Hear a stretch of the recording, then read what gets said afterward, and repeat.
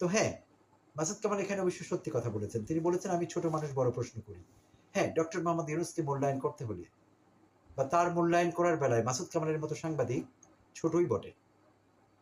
Doctor ইউনূসের মেধা এবং মননকে লালন করবার জন্যে, সেটার মূল্যায়ন করবার জন্যে আরো বড় মাপের কাউকে দেয়। আপনি বলেছেন ৭ মাস হয়ে গেল, আপনি কি সংস্কার করতে পেরেছেন? আপনি কোনো সংস্কারই করতে পারেননি। আপনি কিছুই যে পারেন না, সেটি তো পরিষ্কার। এবং আপনি বলেছেন, আপনি এখন বিদায় হন।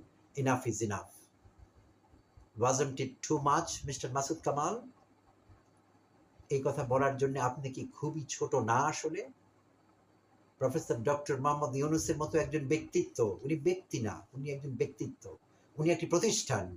He is an institution himself. আপনি তার সম্পর্কে বলছেন, আপনার মতো মাসুদ কামাল, আপনার কিছু ফ্যান ফলোয়ার্স হয়েছে বলে আপনি এখন বিদায় হন। Who are you to ask him that? You are really too small to say that. আর ডক্টর মোহাম্মদ ইউনূস কোনো ফাঁক ফোকর দিয়ে ক্ষমতায় আসেননি। এটি ইতিহাসের দাবি ছিল, সময়ের দাবি ছিল। আমাদের কোনো বিকল্পও ছিল না তখন প্রফেসর ডক্টর মোহাম্মদ ইউনূস ছাড়া। আমাদের এই সংকটময় মুহূর্তে দেশের হাল ধরা আর কারো পক্ষে সম্ভবও ছিল না।